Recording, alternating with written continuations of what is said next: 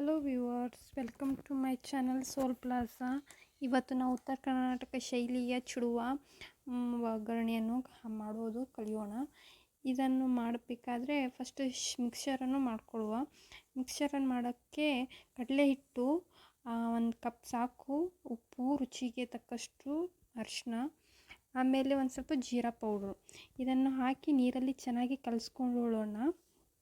ನೀರಲ್ಲಿ ಚೆನ್ನಾಗಿ ಕಲಿಸ್ಕೊಂಡು ಒಂದು 15 ಮಿನಿಟ್ಸ್ ರೆಸ್ಟ್ ಮಾಡೋಕ್ಕೆ ಬಿಡೋಣ. ಹಾಗೆ ನಾವು ಮಂಡಕ್ಕಿ ತೊಗೊಂಡಿರ್ಬೋದಲ್ವ, ಅದನ್ನು ಕ್ಲೀನ್ ಮಾಡ್ಕೊಂಡು ಇಟ್ಕೊಳ್ಳಬೇಕು.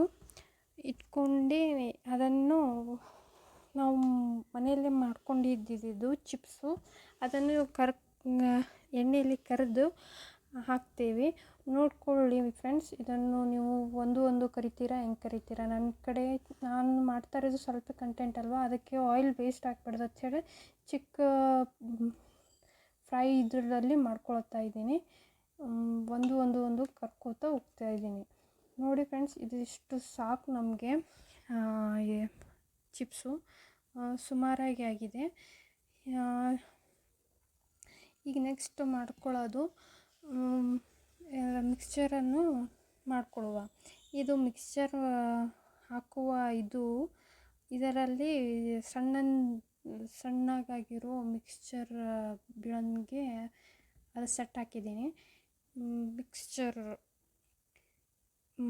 ಮಾಡೋಕ್ಕೆ ಆಯಿಲ್ ನೀಟಾಗಿ ಕಾದಿರಬೇಕು. ಮಿಕ್ಸ್ಚರಲ್ಲಿ ನೀಟಾಗಿ ಆಯಿಲ್ ಕಾಯ್ದಿದ್ರೆ ಕ್ರಿಸ್ಪಿಯಾಗಿ ಬರುತ್ತೆ. ನೋಡ್ಕೊಳ್ಳಿ, ಈ ಥರ ಹಾಕಬೇಕು. ಈ ಥರ ಹಾಕಿ ನೀವು ಮಿಕ್ಸರ್ ತಿರು ಹಾಕಿ ನೀಟಾಗಿ ಕ್ರಿಸ್ಪಿಯಾಗುವವರೆಗೆ ಬೇಯಿಸಿ. ಓಕೆ, ಇವಾಗ ತಕ್ಕೊಳ್ಳಿ.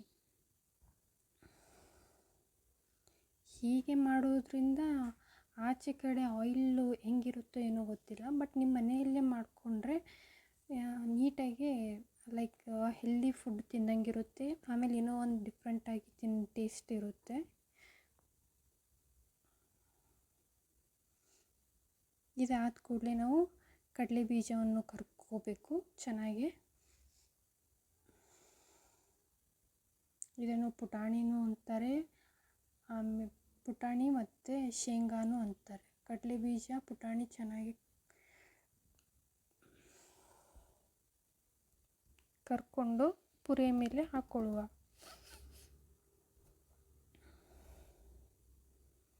ಓಕೆ, ಇದಾದ ಕೂಡಲೇ ನೆಕ್ಸ್ಟು ಕರಿಬೇವನ್ನು ಚೆನ್ನಾಗಿ ಕರಿಬೇಕು. ಲೈಕ್ ಅದು ಮುಟ್ಟಿದ್ರೆ ಫುಲ್ ಕ್ರಿಸ್ಪಿ ಆಗಬೇಕು. ಆವರೆಗೂ ನಾವು ಎಣ್ಣೆಯಲ್ಲಿ ಕರಿಯೋಣ. ನೋಡಿ ಫ್ರೆಂಡ್ಸ್, ಈ ಥರ ಕಲರ್ ಚೇಂಜ್ ಆದ ಕೂಡಲೇ ನೀವು ಕರಿಬೇವನ್ನು ತೆಗಿಬೋದು.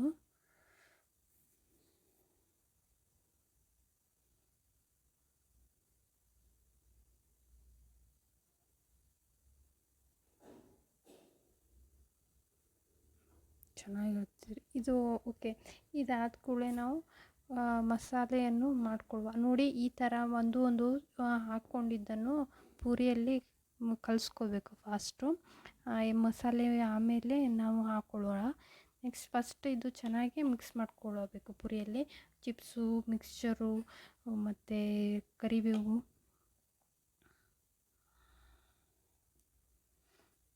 ನೋಡಿ ಫ್ರೆಂಡ್ಸ್, ಈಗ ಮಸಾಲೆ ರೆಡಿ ಮಾಡ್ಕೊಳ್ಳಬೇಕು. ಮಸಾಲೆಗೆ ಸಾಸಿವೆ, ಜೀರಿಗೆ ಚೆನ್ನಾಗಿ ಕರ್ದ ಕೂಡಲೇ ಅದರಲ್ಲಿ ಅಜ್ವಾಯಿನು, ಆಮೇಲೆ ಬೆಳ್ಳುಳ್ಳಿ, ಆಮೇಲೆ ಮಸಾಲ ಖಾರ, ಆಮೇಲೆ ಅರಿಶಿನ, ಉಪ್ಪು ರುಚಿಗೆ ತಕ್ಕಷ್ಟು ಹಾಕ್ಕೊಂಡು ಚೆನ್ನಾಗಿ ಬೇಯಿಸಿ ಗ್ಯಾಸ್ ಮುಂಚೆನೇ ಆಫ್ ಮಾಡ್ಕೊಳ್ಳಿ. ಆಯಿಲ್ ಜಾಸ್ತಿ ಕಾಯ್ತಂದರೆ ಖಾರ ಕಪ್ಪಾಗುತ್ತೆ. ಸ್ಟಾರ್ಟಿಂಗಲ್ಲೇ ಆಯಿಲ್ ಗರಮ್ ಆದ ಕೂಡಲೇ ಬಂದ್ ಮಾಡ್ಕೊಳ್ಳಿ. ಓಕೆ, ಇವಾಗ ನಾವು ಇದು ಮಸಾಲೆಯನ್ನು ಪೂರಿಯ ಮೇಲೆ ಹಾಕಬೇಕು. ಹಾಕಿ ಮಿಕ್ಸ್ ಮಿಕ್ಸ್ ಮಾಡ್ಕೊಂಡು ಚೆನ್ನಾಗಿ ಒಂದು ನೋಡ್ಕೊಂಡು ಮಿಕ್ಸ್ ಮಾಡ್ಕೊಳ್ಳಿ. ಏಕೆಂದರೆ ಎಲ್ಲ ಕಡೆ ಸ್ಪ್ರೆಡ್ ಆಗಬೇಕು ಮಸಾಲೆ, ಆವಾಗ ತಿನ್ನೋಕ್ಕೆ ಚೆನ್ನಾಗಿರುತ್ತೆ.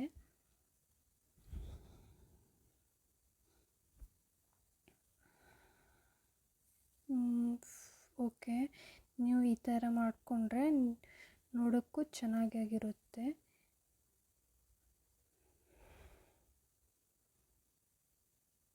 ಓಕೆ, ಇವಾಗ ಕಲಿಸ್ಕೊಂಡ್ರಲ್ವ, ಇದನ್ನು ನೀಟಾಗಿ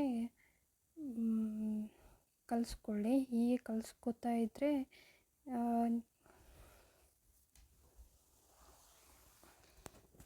ಚೆನ್ನಾಗಿ ಕಾಣುತ್ತೆ. ಏನಕ್ಕೆಂದರೆ ಮಸಾಲೆ ಎಲ್ಲ ಕಡೆ ಸ್ಪ್ರೆಡ್ ಆಗಬೇಕು. ಹೀಗೆ ಸ್ಪ್ರೆಡ್ ಆದರೆ ಮಾತ್ರ ಟೇಸ್ಟಿ ಚೆನ್ನಾಗಿ ಬರುತ್ತೆ. ಇಲ್ಲ ಅಂದರೆ ಒಂದು ಕಡೆ ಸಾಲ್ಟ್ ಇರುತ್ತೆ, ಒಂದು ಕಡೆ ಖಾರ ಇರುತ್ತೆ. ಹಾಗಾಗಿ ನೀವು ನೀಟಾಗಿ ಮಿಕ್ಸ್ ಮಾಡ್ಕೋತಾ ಇರ್ರಿ.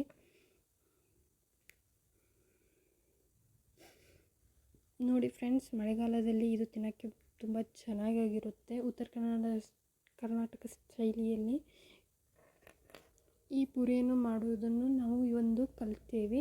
ಹೀಗೆ ಇದರ ಜೊತೆಯಲ್ಲಿ ಮಿರ್ಚಿ ಬಜ್ಜಿ ಅಥವಾ ಮಾಮೂಲಿ ಉತ್ತರ ಕರ್ನಾಟಕ ಶೈಲಿಯ ಬಜ್ಜಿಯನ್ನು ತಿಂತಾರೆ, ಅದು ಚೆನ್ನಾಗಿರುತ್ತೆ. ಓಕೆ, ಮನೆಯಲ್ಲಿ ಕುತ್ಕೊಂಡು ತಿನ್ನೋಕ್ಕೆ ನೀಟಾಗೆ ಆಗಿದೆ. ಓಕೆ, ಈ ವಿಡಿಯೋ ನಿಮಗೆ ಲೈಕ್ ಆದರೆ ಲೈಕ್ ಮಾಡಿ, ಕಮೆಂಟ್ ಮಾಡಿ, ಶೇರ್ ಮಾಡಿ, ಹಾಗೂ ನನ್ನ ಚಾನಲ್ಗೆ ಸಬ್ಸ್ಕ್ರೈಬ್ ಆಗಿ. ಸೋಲ್ ಪ್ಲಾಜಾ ಚಾನಲ್ಗೆ ನೋಡಿದ್ದಕ್ಕೆ ನಿಮಗೆ ಧನ್ಯವಾದಗಳು. ಈ ವಿಡಿಯೋದಿಂದ ನಾವು ಒಂದು ಚೂಡುವ ಮಾಡಿದ್ದನ್ನು ಕಲಿತೇವೆ.